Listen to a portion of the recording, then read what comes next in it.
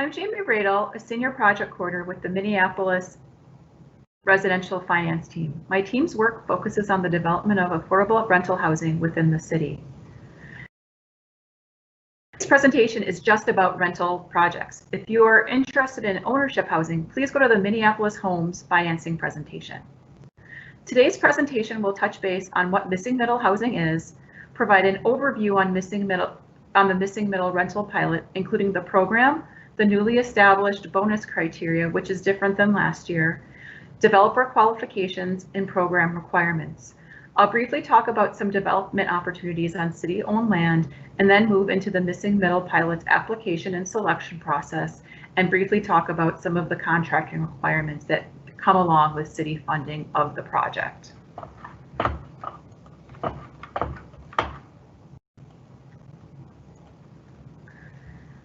Missing middle housing is a smaller scale residential buildings such as duplexes, triplexes, townhomes, cottage courtyards, townhouses, or small apartment buildings. This type of housing can be found throughout many of the city's neighborhoods today. They were widely built before the 1950s, which ushered in an era of more restrictive zoning codes that prohibited their development in many areas. With the adoption of the 2040 plan, the city of Minneapolis has or is in the process of creating new opportunities for missing middle housing to be developed again throughout the city.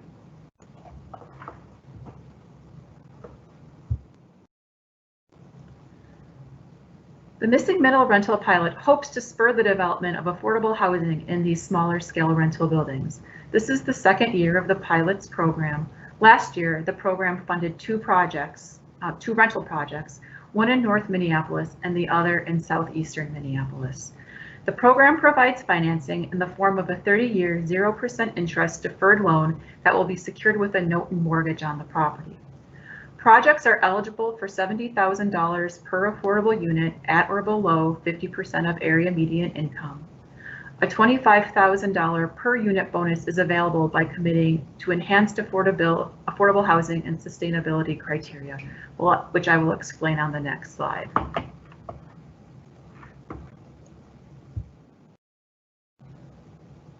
To meet the, there are 4 ways by which a project is eligible for bonus funding. This including family-sized affordable units by having a minimum of 10% of the units as 3-bedroom units with rent and income restrictions to households at 50% AMI. Another way is by providing units with deeper affordability. At least 10% of the project units having rents and income restrictions at 40% of AMI, those units will qualify for a $25,000 bonus. Increasing the length of the affordability term by maintaining your affordability requirement for at least 40 years instead of the minimum requirement of 30 years, or by increasing the energy efficiency of your building by claiming 10 or more optional points in the Green Community's energy efficiency criteria category. In order to apply for these funds, developers must meet a set of minimum qualifications. One is that you have the ability to pay for the project. Usually applicants submit a pre-approval or pre-qualification letter from a bank or commitments from other investment partners. Second, that you are someone that you or someone you are working with has recent experience doing a similar project. If you don't have experience, you can partner with a general contractor, developer, or hire a consultant to advise you on the project. Third, we want to know that you're responsible. If you own a lot of vacant buildings, properties with rental license violations, or tax delinquent properties, this program is not for you.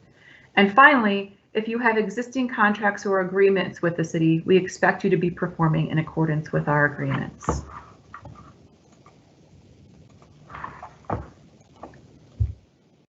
Missing middle program requirements. Moving into those, project size is limited to new rental buildings between 2 and 20 units in size. These funds cannot be used to rehab an existing structure. At least 20% of the units in the project need to be affordable at and rented to households earning 50% of AMI, area median income, or below. If your project is a duplex, triplex, or fourplex, you will need to provide 1 unit of affordable housing at a minimum. I'll talk more about the affordability requirements on the next slide. The commitment on affordability has to be maintained for a minimum of 30 years, and that is attached to the property through a declaration of restrictive covenant that is filed with the county. If you sell the property, the affordability requirement continues on with the next property owner or owners until the 30-year term is reached. Projects must be built on vacant land, and you must have established site control of that land. If you are proposing to develop on city-owned land, site control will include an offer to purchase that land. There cannot be a net loss of units between your proposal and the building that was previously on the site. For example, if a 6-unit residential building was torn down on your site just before you enter this program, your proposal must include at least 6 residential units. In addition, funds cannot be stacked with others. These funds cannot be stacked with other city funding sources, such as housing revenue bonds, 4% or 9% tax credits, or the Affordable Housing Trust Fund.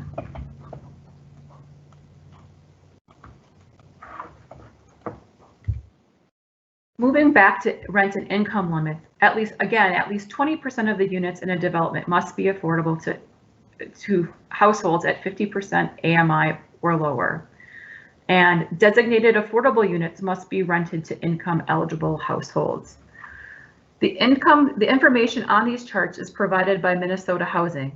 They are established using information provided by the American Community Survey for the metropolitan area.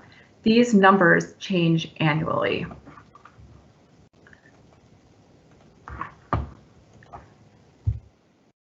I've provided a couple of examples to walk you through in order to demonstrate how the rent and income limits work.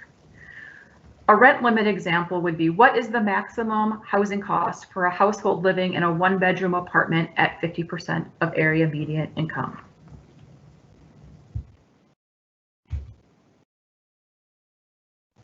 Their rent plus utility costs cannot exceed $970 a month. If they will be paying their own utilities, you will need to use the utility allowance schedule to determine how much rent you can charge based on the deduction for the utility costs.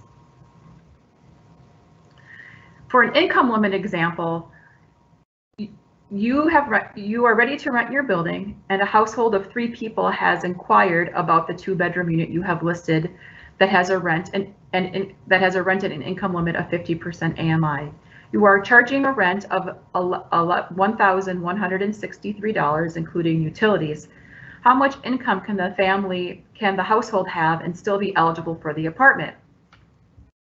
Looking at the income limit chart, a household of 3 at 50% AMI can have a total income of $46,550.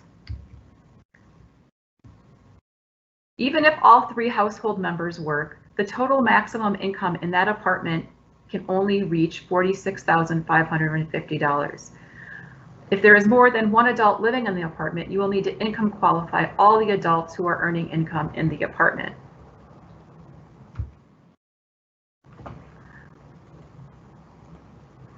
Moving on to city-owned property for sale, the city has multiple city-owned lots and development sites available for purchase. The list of available sites is broken out by 1 to 3 unit development sites and 4 to 20 unit sites. To purchase a city-owned site, you must submit the offer to purchase along with your application.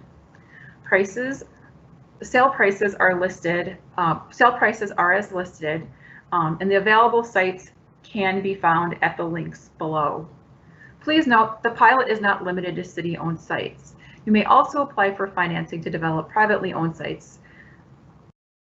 You must provide documentation of site control, such as property ownership records, purchase agreements, etc.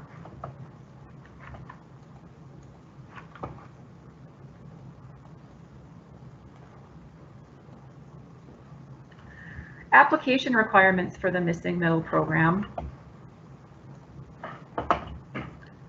To apply for Missing Middle pilot funds, you must submit the items listed on the slide. The application form asks you to provide background on your project, on your development team, information on your project, including a project description, rental unit mix, project timeline, site control, site conditions, planning and zoning, sustainable building program information, and project marketing, as well as your funding request. You will also need to prepare a series of attachments, including a project financial pro forma and cash flow. In that cash flow, it requires you that you enter rents you expect to charge, annual operating costs, and the development cost for the project, as well as the sources you expect to use.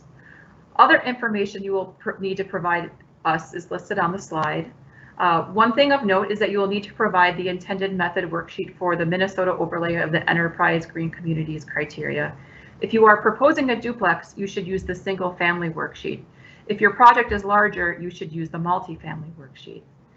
If you have a market study or an as-is land value, appraisal that was prepared for your lender, please submit those with your application. Please note that the city may require the land appraisal at your cost later in the process.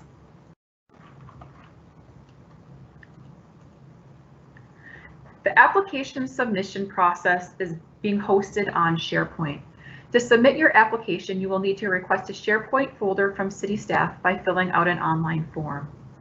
You will receive an email with a link to provide access to your folder. Folder permissions will be turned off on January 29th at 1 p.m., the application deadline.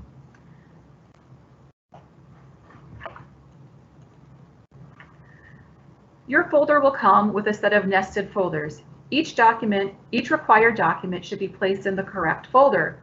We have included the application document, the pro forma document, and the intended method worksheets in the folders for your convenience.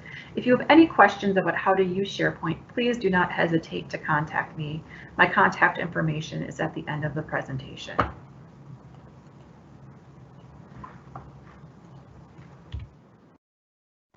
Application and project timelines. As I said before, the application is due on January 29th at 1 p.m. Central Time. The expected award timeline is somewhere in the second quarter of 2021, and we anticipate closing on funding sometime in the fourth quarter of 2021.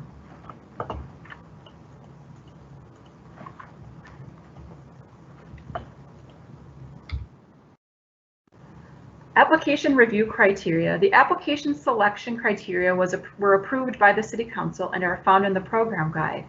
The link to the program guide is at the bottom of the slide.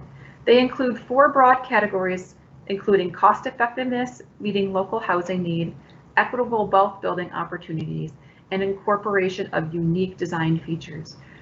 Reviewing of the applications will be done on the overall merits of the project, meaning points have not been associated with the specific elements. I highly recommend that you look at the detailed information in the program guide to get a deeper sense of what staff will be looking for when we review your application.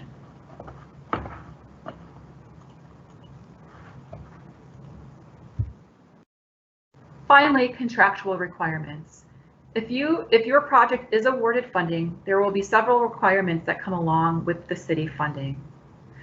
This includes an completing an approved affirmative action plan for developers receiving more than $100,000 in funding, CPED or federal prevailing wage requirements depending on the funding source, CPED bidding requirements, which will vary based on the size of your development, CPED registered apprenticeship policy if your project is 8 or more units.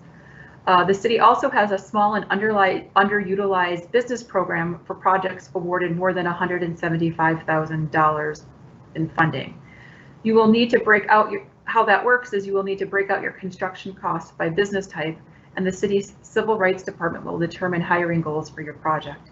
If you do not meet the goals, you will need to be prepared to complete a good faith effort and review to demonstrate how you try to meet those goals. In addition, Section 3 requirements would be required for any developer who receives more than $200,000 in federal funds within a year.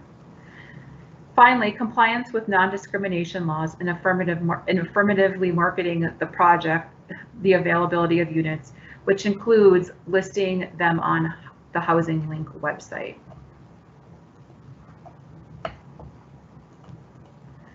If you want any additional information on the Missing Middle Rental Program, please consider attending the city's Q&A session that will be held on Wednesday, January 6th from 4 to 5:30 p.m.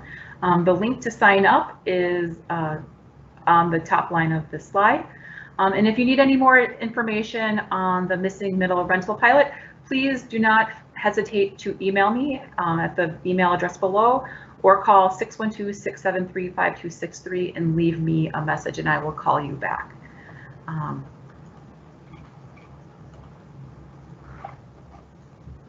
And as always, provide us with feedback. Please fill out the survey to provide anonymous feedback.